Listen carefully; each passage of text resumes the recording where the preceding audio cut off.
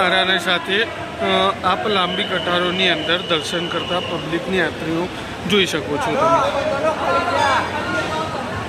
જો આતુરતાથી રાહ જોઈ રહ્યા હોય છે અને જે દૂર દૂરથી ભક્તો દર્શન કરવાના લાભ લેવા માટે તૈયાર